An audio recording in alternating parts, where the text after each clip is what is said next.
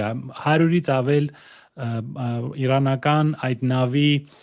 անձնակազմն է սպանվել, Այո, 101 կարծեմ, այո, 101 հոգի Շրի Լանկայի կողքեր, այո, հետո պարզվեց, որ ոչնչացված են, այո, անմեղ մարդիկ, ովքեր անգամ այդ ռեգիոնում չէին գտնվում, ուղղակի իրանց սպանեցին։ Սա ֆաշիզմ է, սա նոր ֆաշիզմի դեմքն է, եւ հիմա Ամերիկայում կոնգրեսում պանիկա է, որովհետեւ նրանք գրում են, պարզվում է մենք չունենք պլան, իսկ դա Էլիզաբեթ Ուորենն էր գրել, եւ մի ուրիշ կոնգրեսմեն նոր գրեց, որ նրանք հիմա քննարկում են ցամաքային ուժեր տեղակայելու հնարավորությունը։ Դա լինելու է ինքնասպանություն կոլոսալ մասշտաբների եւ երկու ուրիշ կարեւոր բան։ Թուրքիան ասում է, որ փորձել են հարձակվել Ինջիրլիկի վրա, խոցվել է իրանական հրթիռ եւ Թուրքիան իր իրավունք է պահպանում պատասխանել, վերապահում պատասխանել, այսինքն Թուրքիան պատկերացա Թուրքիան խառնվի այս գործին ինչ է լինելու, եւ երկրորդը, որ CNN-ը զեկուցեց, որ կենտրոնական հետախուզական գործակալությունը ՑՌԷ-ն, CIA-ը պատրաստում է քրդերի ապստամբություն Իրանում, ինչպես ես ամիսներով ասում եի, որ նրանք այսինքն զինում են արդեն քրդերին եւ այդ ամբողջ տեղեկատվությունը կա, երեք էլ լսեցինք Ֆիդանի Թուրքիայի արտաքին գործերի նախարարի բավականին այսպես կոշտ դիրքորոշումը, փաստորեն կարող ենք ասել, որ ծոցի երկրները ամբողջապես ըստ էության ներգրավված են այս պատերազմի մեջ եւ այս մերձավոր ուրեմն արևելքի համար սա ըստ էության համաշխարհային պատերազմ է, ու այդ ֆոնին ինչա կատարվում Հայաստանում։ Եթե իհարկե Իրանի մասով ինչ որ բան կա ավելացնելու, կարծում եմ Սցենարները ասեցի, օդից ամեն ինչ ջախջախում քանդում են, բայց իրանց հրթիռներն են պրծնում, այդ մեծ բարձրության վրա հակաօդային պաշտպանության THAAD իրենց համակարգի հրթիռները արդեն սկսում են պակասել, անվերջ չեն իրենց պաշարները, նրանք օդից փորձելու են ինչքան հնարավոր է ջախջախել ամեն ինչ եւ հրահրել քաղաքացիական պատերազմ Իրանում, քաոս ստեղծել Իրանում։ Իրանը նույն բանն է անում ծոցի պետությունների մեջ, այնտեղ այդ ռմբակոծությունների հետևանքով դժգոհություն է առաջացնում այդ բնակչության մոտ, որը այդքան էլ երջանիկ չէ, որ իրենց տերերը, իրենց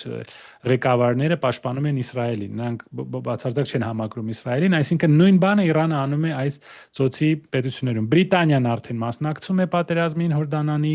օդային տարածքում, Ֆրանսիան շուտով միանալու է, Կիպրոսը արդեն գիտենք, Լիբանանում արդեն շարունակվում է վաղուց, Իրաքում հարձակումներ են կատարվում ամերիկյան բազաների վրա, Դուբայում հարձակում է կատարվել Ամերիկայի հյուպատոսարանի վրա, այո, բառերը մի քիչ երկար են իմ համար,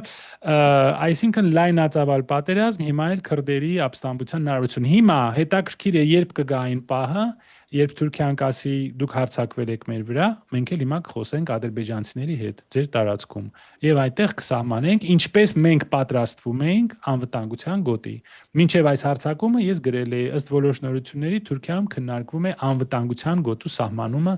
Իրանի տարածքում, այսինքն իրենց ադրբեջանցիները կարող են շուտով հարց բարձրացնել ինքնավարության։ Այո, այդ Թավրիզի ամբողջ ռեգիոնը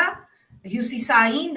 բնակեցված է ադրբեջանցիներով եւ այո, ես եւս եւ նաեւ բազմաթիվ փորձագետներ չեն բացառում, որ այս քաոսի ինչ որ մի փուլում իրենք բարձրացնելու են ինքնավարության հարցը եւ դա բնականաբար ֆինանսավորվելու է եւ խրախուսվելու է արևմուտքից, իսկ պատկերացնում ես դրա հայելային արտացոլումը Հայաստանի վրա ինչ է լինելու։ Դե շատ հեշտ է պատկերացնել, մենք կունենանք հիմա 3 Թուրքիա,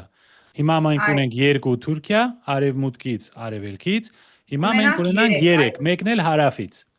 հետո էլ այսինքն մնում է Վրաստանը, այդ 2 ճանապարհն է մնում, հետո մեր աչքները լույս, ոնց որ մենք ղարաբաղցիներն ենք ասում, դուք հայ չեք գնացեք, սա մեր բոլոր խնդիրները ձեզանից է, հիմա մենք ենք դառնալու Ղարաբաղ, դե արդեն միլիոն անգամ ասել ենք։ Դա ինչ վերաբերում է Իրանին, դե հələ կարող ենք վերադառնալ սրան։ Ինչ վերաբերում է այս ներկայացմանը, Ես ուղղակի զարմանում եմ, չնայած արևի չպետք է զարմանամ, քանի տարի է անցել։ Ես հասկանում եմ, որ կարելի է, ասենք, գրազբիրատի գնալ մի անգամ, երկու անգամ, մի ամիս, ասենք, անընդհատ այս մարդկանց փորձեք ապացուցեք, որ նրանք լավը չեն, նրանք ասում են, չէ, դուք լավը չեք։ Սա շարունակվում է արդեն քանի տարի։ Սրա իմաստը ինչ է։ Այդ մեր падգամավորները երևի նորմալ աշխատավարձ են ստանում, բարձր աշխատավարձ են ստանում։ Այդ աշխատավարձը ինչի համար է, այս ռազմբիրատների համար է, այս կռիվների համար է, այս ինչ գործունեություն է, այս ընդդիմությունը ինչի է բերելու, ոնց են շահելու այս ընտրությունները։ Ես այսօր միտեղ ասել եմ եւ կրկնում եմ, իհարկե ես վստահ եմ, որ ինձ եւ քեզ լսելով եւ հետո մեզ կմիանա նաեւ Ղազարյան Էդգարը արդեն մեկ այլ ֆորմատով, իրանք ըստ էության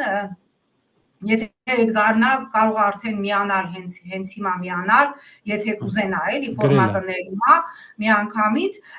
ես ասել եմ իրանք միստր եւ միսիս 4% են, որոնց խնդիրը, որոնց նպատակը բացառությամբ երևի թե Սամվել Կարապետյանի ուժի, որը բնականաբար 4%-ի խնդիր չի դնում, մնացածները միստր եւ միսիս 4%-ներ են, որոնց նպատակը Նիկոլ Վովայի Փաշինյանի անվան խորհրդարանում ընդհանրապես ընդդիմություն աշխատելն է։ Այս երբևէ չէի մտածի, որ ստիպված եմ լինելու ցիտել Ալեն Սիմոնյանին, բայց երեք Ալեն Սիմոնյանը հա այդ